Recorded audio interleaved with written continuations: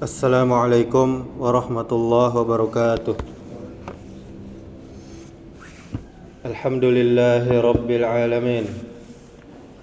Wal aqibatu lil muttaqin.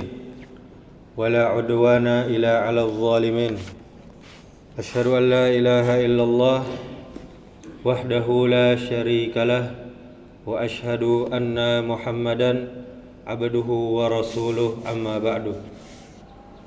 Alhamdulillah, kita bersyukur kepada Allah Subhanahu wa taala. Banyak-banyak kita memuji Allah Subhanahu wa taala. Kita masih diberikan begitu banyak nikmat.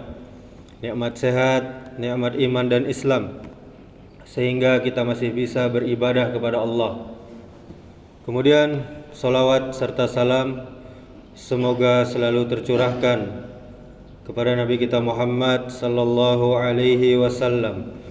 Allahumma salli wa sallim wa barik ala Muhammadin wa ala alihi wa ashabihi ajma'in. Bapak Ibu kaum muslimin, kaum muslimat, jamaah zuhur yang dirahmati Allah Subhanahu wa taala. Kompetisi pemilu dengan segala drama dan dinamikanya telah usai. Maka izinkan hamba yang fakir ini menyampaikan beberapa nasihat untuk kami pribadi dan untuk kita semuanya. Semoga bermanfaat. Yang pertama, hendaknya bagi kita untuk menyudahi pertikaian dan perdebatan serta permusuhan dikarenakan masalah pemilu. Kita harus saling menghargai dan berlapang dada atas perbedaan pandangan dan perbedaan sikap. Tidak ada lagi yang saling nyinyir dan menodai kehormatan saudaranya, apalagi kehormatan ustadznya. Coba mari kita renungkan hadis berikut ini. An Anas bin Malik radhiyallahu anhu qala safarona ma'a Rasulullah sallallahu alaihi wasallam fi Ramadan fasama ba'duna wa aftara ba'duna falam ya'ibis sha'imu 'alal muftiri walal muftiru 'alas sha'im. Dari Anas bin Malik radhiyallahu anhu berkata, aku safar bersama Rasulullah sallallahu alaihi wasallam di bulan Ramadan. Sebagian kami ada yang berpuasa dan ada yang berbuka atau tidak berpuasa. Namun yang berpuasa tidak mencela orang yang berbuka, dan orang yang berbuka tidak pula mencela orang yang berpuasa. Ini hadis riwayat Bukhari dan Muslim. Kita perhatikan Bapak Ibu saudaraku sekalian, bagaimana sikap para sahabat Nabi yang begitu dewasa, yang begitu berlapang dada, tidak saling menghina karena perbedaan sikap dan pilihan di antara mereka. Bukankah kita ingin meneladani mereka? Maka bersihkanlah hati kita dari segala noda kebencian dan kedengkian serta permusuhan. Sungguh sangat mahal persatuan itu dan sangat mahal persaudaraan. Tidak mungkin persaudaraan harus terkoyak hanya karena perbedaan sikap terkait masalah ini.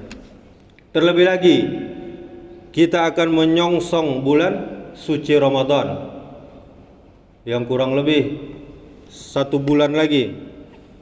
Mari kita beningkan hati kita dari segala kotoran.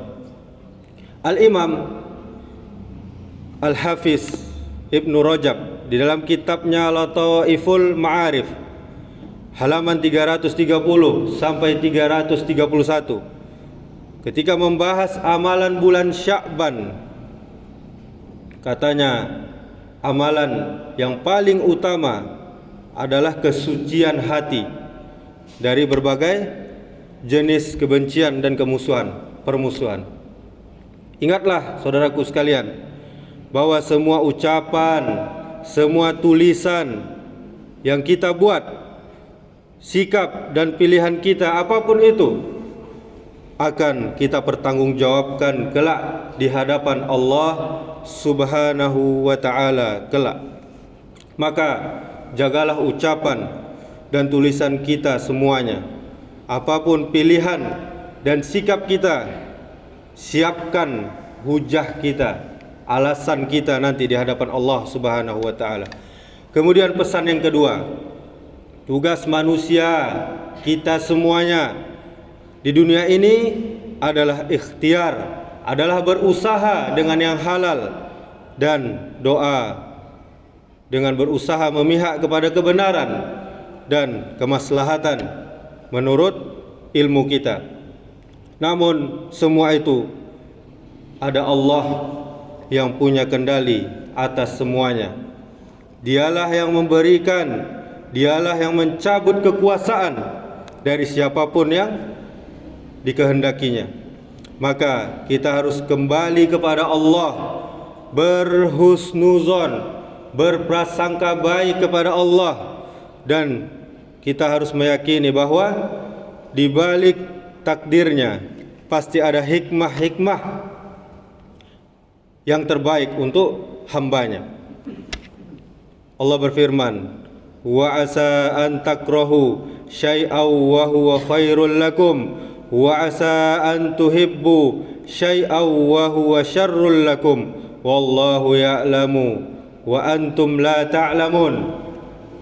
Boleh jadi kamu membenci sesuatu padahal dia amat baik bagimu, dan boleh jadi pula kamu menyukai sesuatu padahal dia amat buruk bagimu.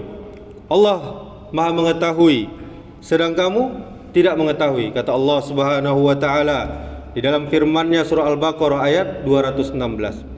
Maka mari kita perbanyak istighfar saudaraku sekalian dari segala dosa, dan mari kita berbenah diri dari segala kekurangan kita. Karena sejatinya pemimpin adalah potret kualitas kita sebagai rakyatnya, sebagaimana kata para ulama terdahulu.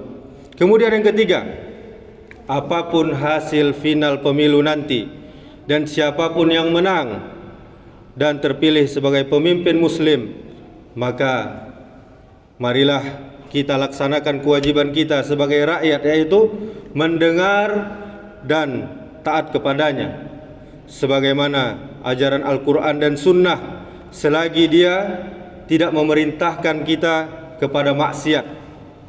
Jika memerintahkan kemaksiatan, maka tidak boleh untuk kita dengar dan tidak boleh untuk ditaati. Namun tetap tidak boleh memberontak kepemimpinannya.